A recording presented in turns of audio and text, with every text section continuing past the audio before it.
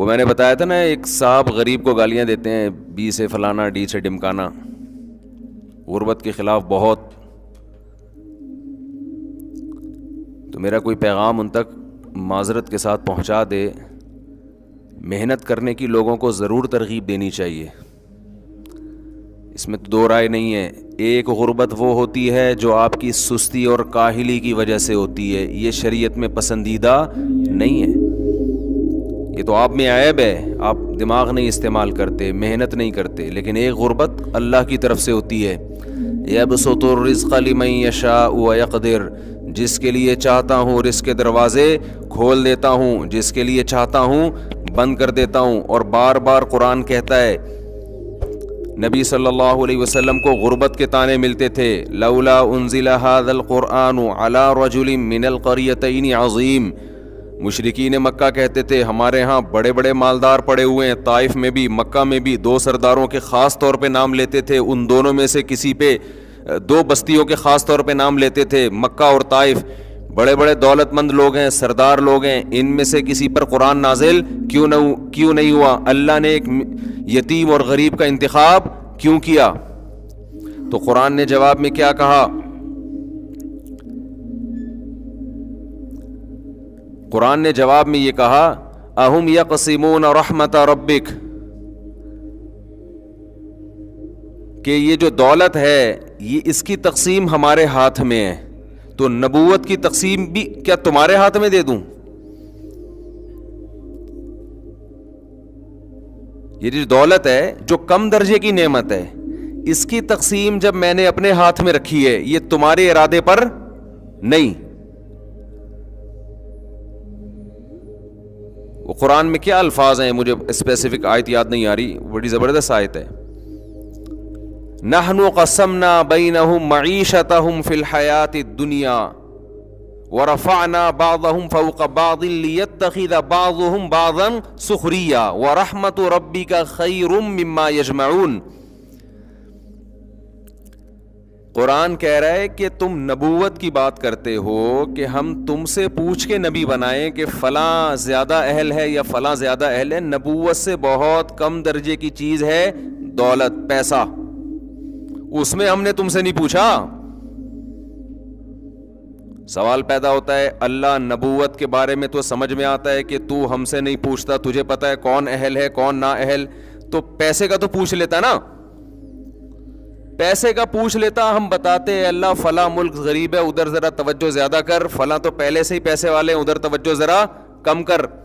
یہ نیک آدمی ہے، اس کو زیادہ دے، وہ برا ہے اس کو کم دے، وہ اتنا اسٹرگل کر رہا ہے، محنت کر رہا ہے، اس کو زیادہ دے، وہ پوستیوں کی طرح پڑا رہتا ہے پھر بھی نوٹ گننے کے اس کے پاس ٹائم نہیں ہے. بات نہیں آ رہی میرا خیال ہے سمجھ میں؟ یہ تو وہ بالکل ہی آ رہی ہوگی، کیونکہ ہر گھر میں ایک ایسا پوستی ہوتا ہے، ہر محلے میں، جو پڑا رہتا ہے پھر بھی دولت کی ریل پیل ہوتی ہے. اکثر ایسا نہیں ہوتا لیکن بہت دفعہ ایسا ہوتا بھی ہے.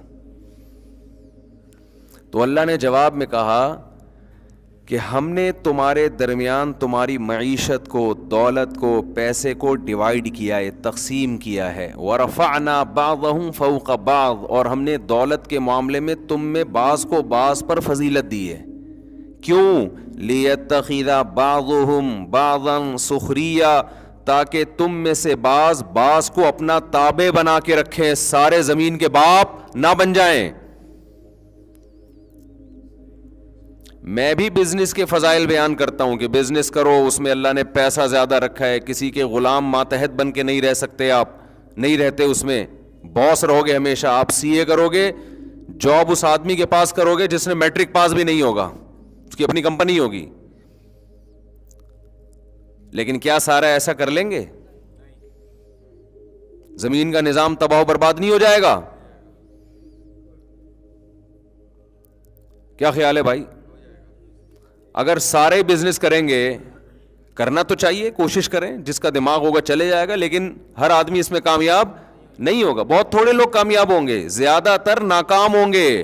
کیوں؟ وہ اس کا بزنس کامیاب نہیں ہوگا جب تک اس کو ملازم نہیں ملیں گے. تو پیسہ چند لوگوں کے پاس ہی آئے گا، پھر بھی ان کے لحاظ سے باقی لوگ پھر بھی کیا کہلائیں گے؟ غریب، جن کو بی سے گالیاں بھی دی جا رہی ہیں اور سی سے کچھ اور بھی کہا جا رہا ہے. میجورٹی پھر بھی کیا رہے گی؟ غریب.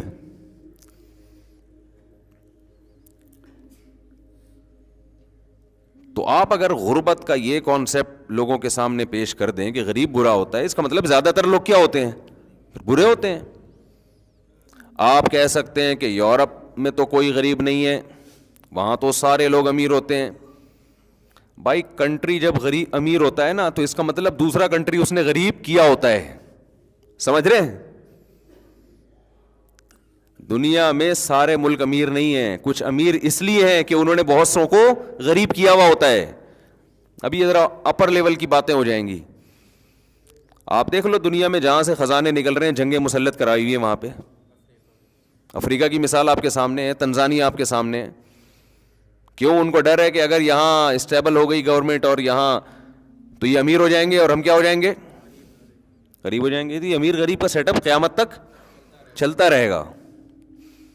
پاکستان اگر امیر ہو گیا تو ان کے کنٹری کیا ہو جائیں گے؟ کیونکہ یہاں سے دبا دب ملازمتوں کے لیے لوگ باہر جا رہے ہیں. لوگ کہیں گے ہم وہاں کیوں جائیں، اور ان کے پاس پبلک مارکیٹ سے شارٹ 2 بچے ہی اچھے کی وجہ سے. ان کے پاس جوان تھوڑی ہیں جاب کرنے کے لیے.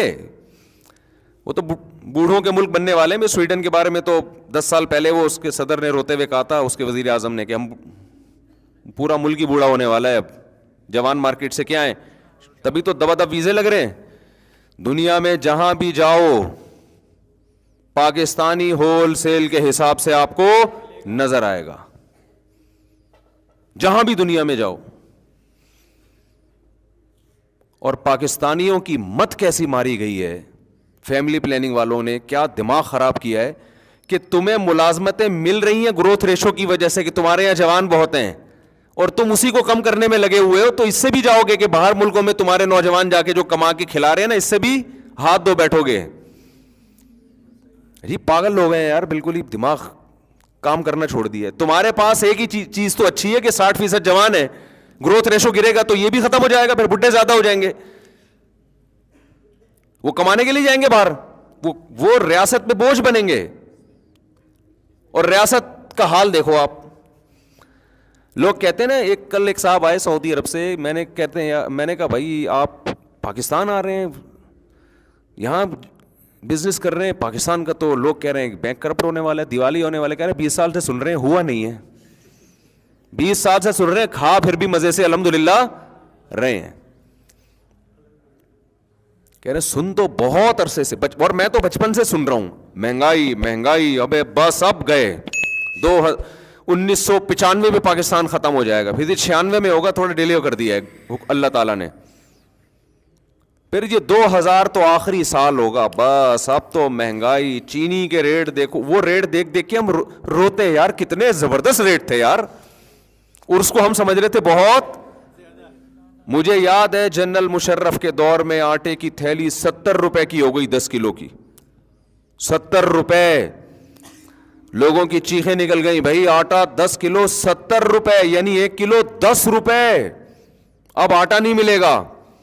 اس کے بعد سے بھی آٹا کھانے کی اسپیڈ کم ہونے کے بجائے بڑھ رہی ہے. اور پراٹھوں پہ بیانات کے بعد تو ڈبل سے بھی زیادہ ہو سکتا ہے مہنگا اسی وجہ سے ہوا ہو. انہوں نے پراٹھوں کا تذکرہ شروع کیا ہے نا، دبا دب پراٹھے ادھر چل رہے ہیں لوگوں کے. ہوٹلوں میں جا کے دیکھو، ایسا لگتا ہے فری میں نہاری بٹ رہی ہے.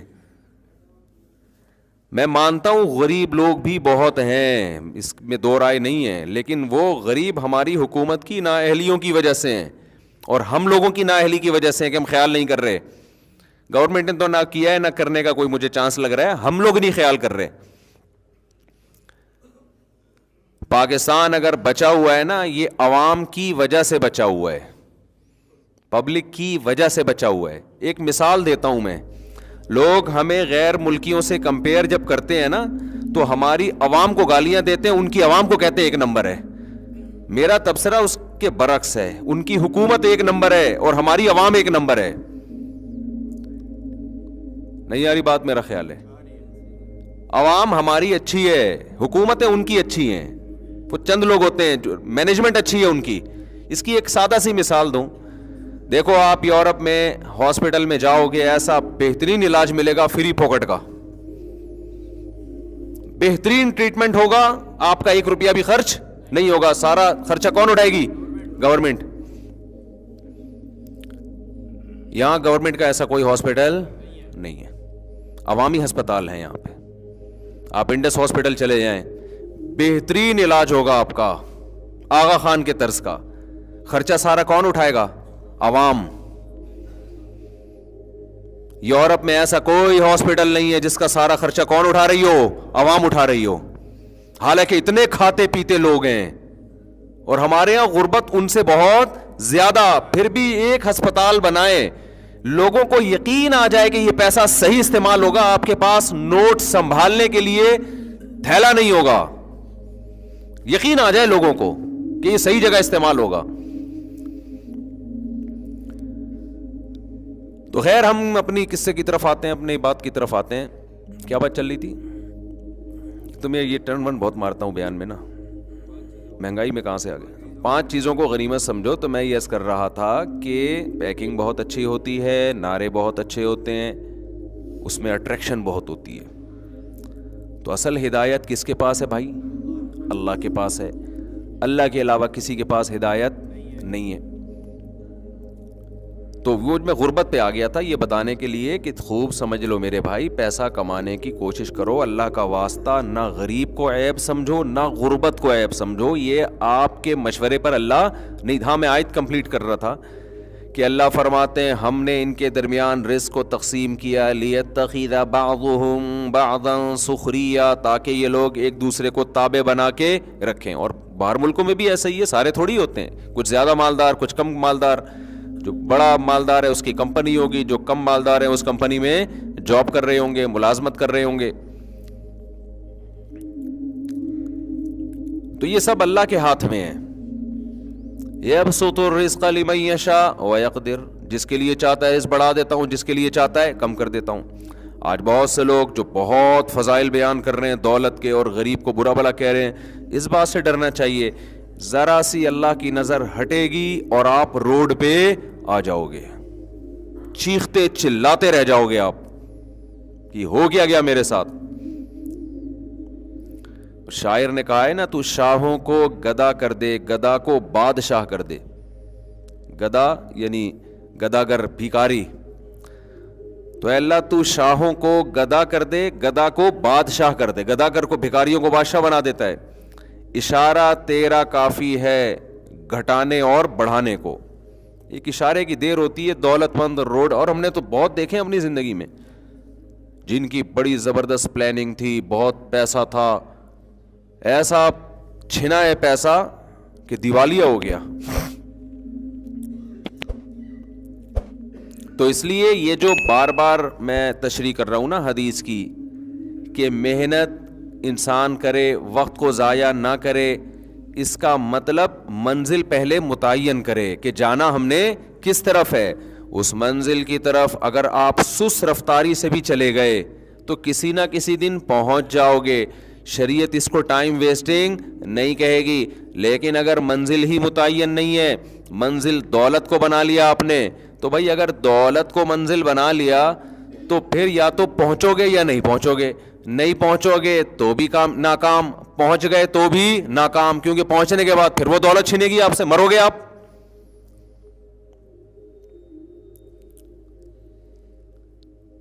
تو آپ تو پھر بھی مرو گے نا, جب مر گئے تو ختم سب. اور کوئی زیادہ مسئلہ نہیں ہے مرنے کا, کوئی اتنا لمبا ٹائم نہیں ہے. پتہ نہیں کیا سمجھا ہوا ہے لوگوں نے, ٹھا کر کے مرتا ہے بیٹھے بیٹھے.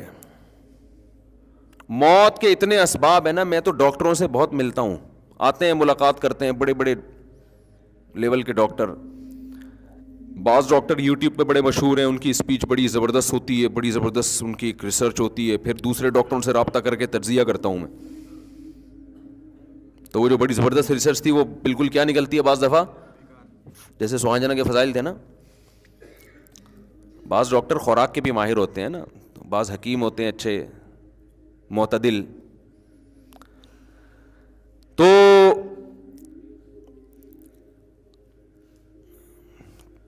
جو آپ اگر کیا کہہ رہا تھا یار، تو میرے دماغ کو سوچنا کھانا پڑے گا مجھے بھی. تو میں چاہ رہا ہوں وہ بات کو لنک کروں جہاں سے لے کے اس کو دائیں بائیں نہ ہو. وہ تو 5 چیزیں ہیں، یہ ادھر کدھر سے آیا میں. یہ جو میرا دماغ ایسے گھومتا ہے نا، یہ دماغ حافظے کی کمزوری نہیں ہے الحمدللہ، کہیں آپ سمجھیں. ایک وقت میں دماغ میں 20 چیزیں گھس رہی ہوتی ہیں، ان کو چھنی لے کے چھاننا پڑتا ہے. حافظے کی کمزوری ہوتی ہے تو کوئی چیز یاد کرتا تو بھول جاتی نا، تو یاد کروں تو مجھے کھٹ سے یاد ہوتی ہے الحمدللہ. خیر دوبارہ وہیں سے آ جاتے ہیں پھر دوبارہ اسی. دیکھو جب آپ آگے نکل جاؤ نا اور بھول جاؤ کہ کہاں مڑنا تھا، تو پیچھے آؤ، دوبارہ آؤ گے تو وہ روڈ سامنے آ جائے گا. یہ فائدہ ہوتا ہے دوبارہ ریورس. تو میں یہ عرض کر رہا تھا کہ یہ چیزیں انسان کے اختیار میں نہیں ہیں. تو منزل کا جو رخ ہے نا وہ ٹھیک ہونا چاہیے. دولت آپ کا کبھی بھی ہدف نہیں ہونا. دولت کو آپ نے اگر ہدف بنا لیا تو کامیاب ہونے کے بعد بھی ناکام ہوگے. ساری زندگی اسٹرگل محنت کر کر کے ایک مقام تک پہنچو گے، اور کوئی بیماری حملہ کرے گی، اس دولت کے ہونے نہ ہونے کا آپ کو کوئی فائدہ نہیں ہوگا. لوگ پیسے میں یہ تو دیکھ رہے ہوتے ہیں کہ میں کمائی چلے جا رہا ہوں، یہ نہیں دیکھ رہا کہ میں ڈاؤن ہوتا چلا جا رہا ہوں. ڈیلی روزانہ گر رہا ہوں میں. آپ آج پراٹھے پہ بیان سن رہے ہو، ایک مثال دے رہا ہوں. تو کیا خیال ہے 15 سال کے بعد جو 40 سال یا 50 سال کے لوگ یہاں بیٹھے ہوئے ہیں، 15 سال کے بعد پراٹھے کا بیان ان کو اچھا لگے گا؟ کہیں گے یار ہم تو کھا ہی نہیں سکتے. تو بس 10 سال رہ گئے پراٹھا کھانے میں 40 والے بیٹھے ہوئے. تو یہ کیا ہے؟ یہ تو میں نے پراٹھا تو ایک مثال دی ہے. دنیا کی ہر عیاشی اسی طرح ہی ہے. آپ گھر بناتے بناتے بناتے بناتے ایک مقام تک پہنچو گے، پیسہ آ گیا، جب گھر بنے گا آپ 50-60 اب رہ کتنے گئے؟ 50-60 سال کے ہو گئے آپ. اب کیا رہ گیا؟ ابے 2/3 زندگی گزر گئی، 1/3 میں اپنا گھر، اپنی دیواریں، اپنی اینٹیں، کیا انجوائے کرو گے؟ یہ میرا کلپ چلتا ہے تو ایک صاحب مجھے کہنے لگے، میرا ذاتی گھر کے بارے میں کلپ چلا تو 4 بندے بیٹھے ہوئے تھے، اور میرا کلپ جب انہوں نے سنا نا کہ اپنا گھر یہ کیا لوگوں نے مسلط کر لیا ہے، تو وہ صاحب میرے جاننے والے لوگوں کو نہیں پتا کہ یہ مفتی صاحب کا دوست ہے.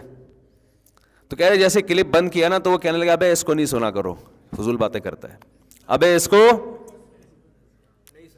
مجھے اپنے بارے میں تبصرہ نا اس طرح سے چلتا ہے کہ کوئی بندہ کسی محفل میں بیٹھا ہو اور لوگ اس کو یہ نہ جانتے ہوں کہ یہ میرا جاننے والا ہو، پھر صحیح تبصرہ آتا ہے سامنے تو حضرت جی مفتی صاحب خیریت سے آپ تبھی ماشاء اللہ آپ کے بیان بڑے ٹائٹ ہوتے ہیں، سامنے تو یہی چلے گا نا. تو صحیح تجزیہ جو آتا ہے نا وہ نیوٹرل، کہ میں نہ ہوں اور ہمارا جاننے والا ہو اور لوگوں کو پتہ نہ ہو کہ یہ ہمارا جاننے والا ہے. جیسے ہماری کوئی ریلیٹو خاتون تھیں حج پہ، تو میرا بھی سفر تھا، ہمارے ساتھ تھیں، تو انہوں نے کیا کہا کہ وہ کوئی خاتون کو نہیں پتا تھا یہ ہماری ریلیٹو ہیں. تو خاتون میرا بیان دیکھ کے کہہ رہی ہے یہ مفتی مجھے زہر لگتا ہے. ویسے گزر رہے ہو تو خواتین بھی دیکھ رہی ہوتی ہیں، وہی مفتی صاحب جا رہے ہیں، وہ مفتی صاحب جا رہے ہیں. جس کو سلام کا موقع ملتا ہے وہ سلام بھی کرتی ہیں. تو ظاہر عقیدت کی بیس پہ ہی سلام کیا جاتا ہے نا. اور نیوٹرل ہو کے یہ مفتی مجھے کیا لگتا ہے؟ زہر لگتا ہے. سامنے کوئی نہیں آ کے کہتا تو مجھے زہر لگتا ہے. اور پھر وہ کہنے لگی میں نے اپنے بچوں کو اس کے بیان میں جانے سے روک دیا ہے، شادیوں کی باتیں سن کے خراب ہو رہے تھے. یہ ان کا پورا تبصرہ یہ ہے، شادیوں کی باتیں سن کے خراب ہو رہے تھے. میں نے کہا اس بیچاری ہماری بہن جس کا یہ بچہ ہے، اس بیچاری کو کیا پتا کہ میرے پاس بھیج کے آرڈر پہ خراب کروا لو، آرڈر دے کے خراب کرواؤ، کیونکہ ان کو نہیں پتا باہر کا ماحول ایسا ہے. ایک دفعہ زنا میں پڑ گیا نا یہ، پھر آپ گن پوائنٹ پہ بھی اس کی شادی کراؤ گی یہ شادی نہیں کرے گا. اور اگر کر لے گا تو چلے گی نہیں. اس کی پرانی گرل فرینڈس اتنی ہوں گی کہ بیوی موبائل میں پتہ چل جاتا ہے کہ غفار سے اصل کون مراد ہے، ستار سے اصل کون. آج کل ان کو پاسورڈ بھی کھولنے آتے ہیں، بہت کچھ ہوتا ہے. تو وہ پکڑا جائے گا، پھر وہ جو بدگمانیاں پھر آپ روگی ساری زندگی. تو میں نے تو اس پہ بیان کیا کہ خواتین کو چاہیے اپنے بچوں کو میرے پاس بھیجیں اور مجھے آرڈر دیں کہ ان کو خراب کرنے کے لیے بھیج رہے ہیں ہم. یہ خرابی اس اچھائی سے بہتر ہے جس کو آپ اچھائی سمجھ رہی ہو، اور نیچرل لائف کی طرف لے کے آ رہے ہیں بھائی. ان کو کہتے ہیں ابھی کیا اس نے، ابھی کماتا کہاں ہے، ابھی اپنے پاؤں پہ تو کھڑا ہو جائے. ابھی سے بیکار بچکانا باتیں. آپ اللہ پہ توکل کرو بھائی, اللہ پہ. وَمَن يَتَوَكَّلْ عَلَى اللَّهِ فَهُوَ حَسْبُهُ, کافی ہو جاتا ہے. ہمارے ایک دوست ہیں تو کوئی زیادہ اسٹیبل نہیں ہے, مالدار, کوئی عالم ہے لیکن ان کو بہت پیسہ ویسا نہیں ہے ان کے پاس, بہت کیا ہینڈ ٹو ماؤتھ چل رہے ہیں.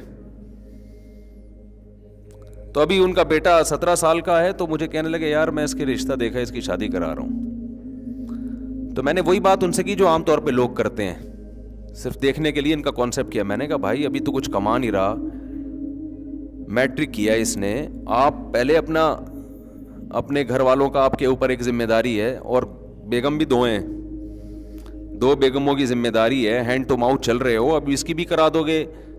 تو کہنے لگے یار یہ اصل میں ابھی باجوڑ کے پٹھان ہیں وہ, تو پٹھان لوگوں میں پھر بھی تھوڑا سا نا ابھی فیملی سسٹم تھوڑا مضبوط ہے.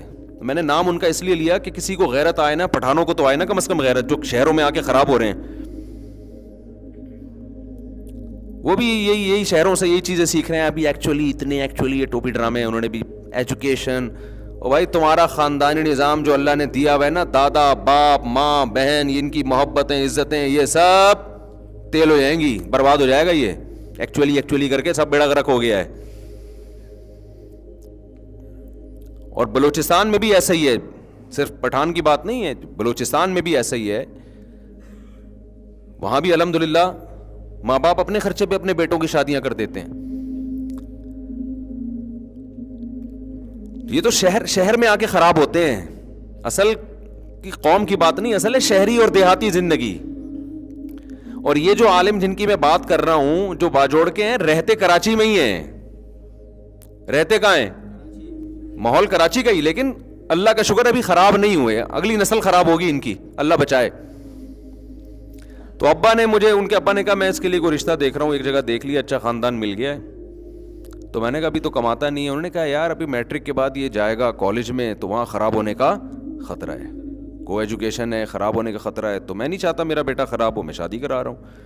تو میں نے کہا آپ تو ہینڈ ٹو ماؤتھ چل رہے ہو, آپ کے دوست کہہ رہے ہیں یار جہاں اتنے لوگ کھا رہے ہیں ایک بہو اور کھا لے گی.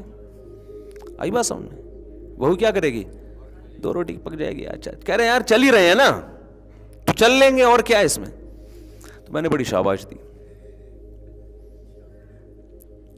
یہاں لبرل لوگ کہتے ہیں کہ صرف 2 روٹی کا خرچہ نہیں ہوتا, ان مولویوں کیا تو روٹی ہے, باقی بھی ایکچولی ایسے دباؤ, آدمی کانپنے لگتا ہے بھائی اب پتہ نہیں کیا ہونے والا ہے. صرف 2 روٹی تھوڑی ہوتی ہے, ایسے بنائیں گے. تمہیں اللہ نے ایسا اپنی ذات پہ اعتماد سے محروم کیا ہے نا کہ اس کا ہم مشاہدہ کر کے اور عبرت حاصل کر رہے ہیں کہ اللہ تیرا شکر ہے تو نے ہمیں ایسا نہیں بنایا. یہ کیلکولیٹر لے کے بیٹھے رہتے ہیں, ان کے تو بچے 35 40 سال کے. دیکھو بکرا 2 دانت کا ہو جاتا ہے اس کی شادی ہوتی ہے, اور یہ 32 دانت کے ہو جاتے ہیں, عقل داڑیں نکل آتی ہیں, وہ گرنا شروع کر دیتی ہیں, پھر بھی ان کے خرچے پورے نہیں ہوتے. تو یہ جو عالم جن کی میں بات کر رہا ہوں خود بھی پڑھے لکھے ہیں ماشاءاللہ. ابا غریب تھے, 8 بچے, پڑھ بھی لیے, اور اتنی زبردست ایجوکیشن ہے ماشاءاللہ. انگلش فرفر بولتے ہیں, بینکنگ میں مہارت ہے, عالم بھی ہے, دین دنیا دونوں. ابھی پی ایچ ڈی کر رہے ہیں, اپنی پڑھائی بھی ہو رہی ہے, 2 گھر والے بھی پل رہے ہیں, بچوں بھی جیسے جیسے بالے ہو رہے ہیں ان کی بھی شادیاں ہوتی جا رہی ہیں, سارے کام ہو رہے ہیں. اور جب بیٹھا ہے نا کیلکولیٹر لے کے کہ پہلے میری اتنی تو پھر اتنی تو پھر اتنی, تو بھائی تیرے بڑھاپے میں بچہ پیدا ہوگا, تو پالے گا کس وقت اس کو؟ بچہ بہترین انویسٹمنٹ ہے, بہترین انویسٹمنٹ ہے. دیکھو ایک مثال دیتا ہوں, آپ کی بکری بچہ دے, کسی چرواہے کی بکری, وہ ٹینشن میں آتا ہے یا خوش ہوتا ہے؟ اس کو تو ٹینشن میں آنا چاہیے تھا, یار پہلے میرا گھاس کا خرچہ اتنا تھا, اب وہ خرچہ بڑھ گیا ہے. تو بھائی جب بڑھ تو گیا ہے, لیکن یہ تمہاری انویسٹمنٹ ہے, یہ بڑا ہو کے بکے گا, کاٹ کے بھی کھا سکتے ہو نا. تو یاد رکھو انسان کا بچہ کٹتا نہیں ہے, بازار میں بکتا نہیں ہے, لیکن سورس آف انکم سب سے بڑی آپ کی اولاد ہے. اور ان کے ہاں بیٹیوں کے مسائل بھی نہیں ہے. اب دیکھو 17 سال کے جس لونڈے کی یہ شادی کر رہے ہیں, وہ بیان سنے گا نا تو اس کو زیادہ پروٹوکول بھی نہیں دے رہا 4 بچے کو میں, وہ کہے گا میں بہت عظیم انسان ہوں, مفتی صاحب میرا بیان میں تذکرہ کر رہے ہیں, ویسے تو عظیم انسان ہوگا انشاءاللہ.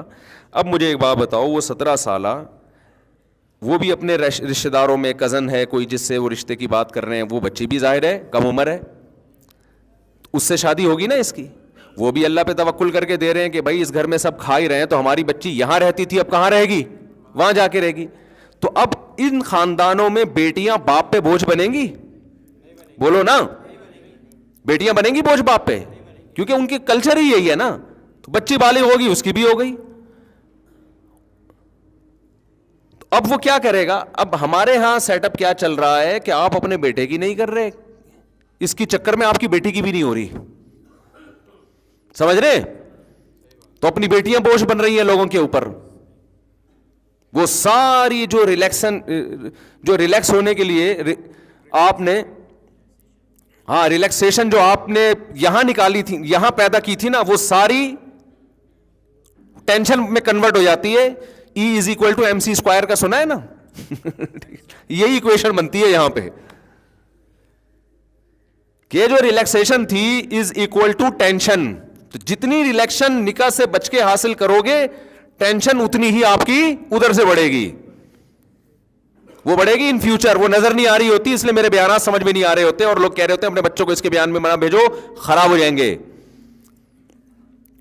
تو اس لیے میں کہتا ہوں ان الہدی قل ان الہدا ہدی اللہ, قرآن کہتا ہے کس کی ہدایت اصل ہے؟ اللہ کی اصل ہے. تو ان کے یہاں تو ہو رہا ہے, ابھی بھی جاؤ پشاور میں بہت, اب لیکن پشاور والے بھی خراب ہو رہے ہیں اب. یہ سب ایجوکیشن ایکچولی ڈرامے دیکھ دیکھ کے نا, فلمیں دیکھ دیکھ کے, کہ سب کچھ روٹی تھوڑی ہوتی ہے, مفتی صاحب نے تو روٹی کے 2 روٹی زیادہ. ابے بھائی روٹی کے علاوہ بڑے مسائل کیا ہیں, بت بولو نا, منہ سے پھوٹو نا. بچہ پیدا ہوگا کل, ہوگا کہاں, تم لوگ کے تو 50 سال میں 2 ہوتے ہیں, تو ہوگا ہی نہیں, ایک آدھ تو ویسے ہی ہو جاتا ہے, اس میں کیا ہے, ہو کچھ بھی نہیں رہا. خرچے اس کے کیا ہیں بولو, بہت زیادہ ہیں, ہو نہیں رہے ہیں. اولاد کی ایکچولی ذمہ داریاں ہوتی, کتنی اولاد ہے آپ کی, 2 بچے, اس کی کیا ذمہ داریاں ہیں یار. اس کے ہگانے متانے کی ذمہ داری پیمپر نے لی ہے, انٹرٹینمنٹ کی ذمہ داری کارٹون نے لی ہے, کھیل کود کی ذمہ داری, اور پڑھانے کی ذمہ داری اسکول نے لی ہے, اسکول کا ہوم ورک کرانے کی ذمہ داری ٹیوٹر نے لی ہوئی ہے. تو آپ کا کیا اس میں کیا ٹینشن ہو رہی ہے؟ بہت مشکل ہے میرے بھائی. میں آپ کو صحیح بات بتاؤں, میں نے غریبوں کے بچے ایکٹیو بھی دیکھے ہیں زیادہ, ذہین بھی زیادہ دیکھے ہیں, تربیت میں بھی زیادہ اچھے ہیں. آپ کو چند نظر آئیں گے چور اچکے ڈاکو, تو ان میں تو غریب کے بھی ہوں گے, مالداروں کے بھی ہوں گے, اس میں ریشو دونوں کا کیا ہے, برابر ہے. یقین نہ ہو میرے ساتھ ان علاقوں میں جاؤ, ان کا خاندانی نظام دیکھو, غریب ہیں, بچے زیادہ ہیں, ان میں ادب تمیز اور مینٹل لیول بھی اچھا ہوگا, اور کانفیڈنس بھی ہوگا, بہادر بھی ہوں گے. اور امیروں کے ہاں اکثر, سب کی بات نہیں کر رہا, اکثر بچے عجیب سے, یعنی لگتا ہے کہ ڈپریشن میں ہیں, اتنا لاڈ پیار ملا ہوتا ہے, اتنا وہی جو میں نے بیان نہیں سنا تھا, پاٹھا کھا لو تو پھر یہ کھا لو تو پھر وہ کھا لو, وہ سائیکی سے بنتے چلے جا رہے ہیں, برداشت ہی نہیں ہے. ذرا سی بڑے ہونے کے بعد ان کو ٹینشن ملے, ڈپریشن میں جائیں گے. جو نیچر ہے نا, اس سے کبھی بھی بغاوت مت کرو. بچے کی جو نیچر ہے نا, وہ ہے کیچڑ کے گولے اٹھا اٹھا کے ایک دوسرے کو مارنا, یہ نیچر ہے بچے کی, اسی پہ خوش رہے گا وہ. ایسا پولا پولا پل رہا ہے نا وہ ممی ڈیڈی, اس سے اتنی عزت اس کو دی جا رہی ہے. بچے کو محبت دو, عزت بڑوں کو دی جاتی ہے, چھوٹوں کو محبت دی جاتی ہے. اب چھوٹوں کو عزت دی جا رہی ہے, بڑوں کو نہ عزت نہ محبت.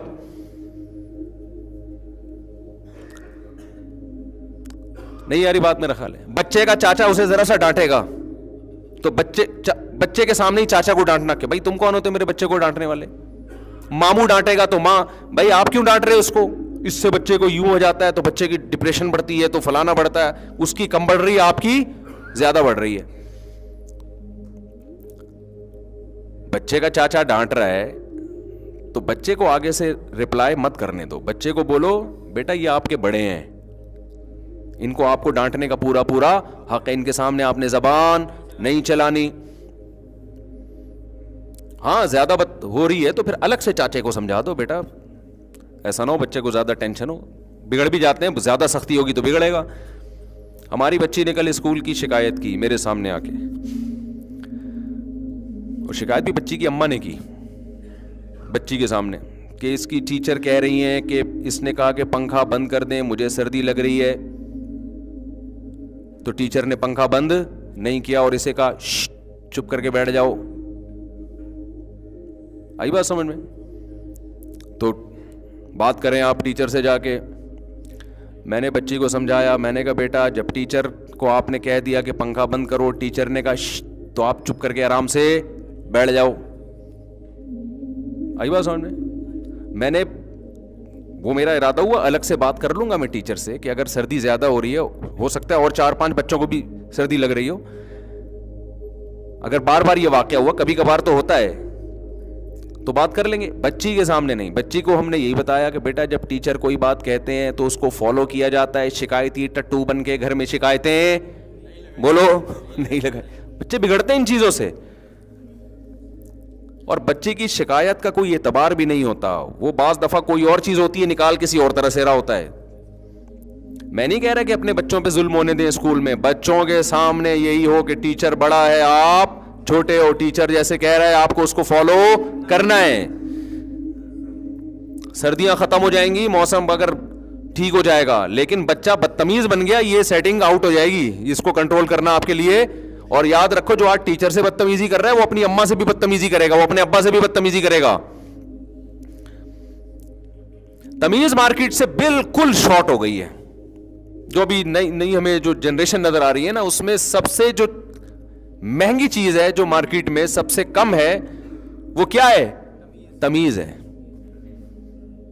بچوں کو باپ کے خلاف, بیوی کو شوہر کے خلاف, چھوٹے بھائیوں کو بڑے بھائیوں کے خلاف, شاگردوں کو ٹیچروں کے خلاف, عوام کو ریاست کے خلاف, یہ بھی ایک ہے اسٹیٹ کے خلاف. یہ مارکیٹ میں جو ذہن بن رہا ہے نا وہ اس ٹائپ کا بنتا چلا جا رہا ہے.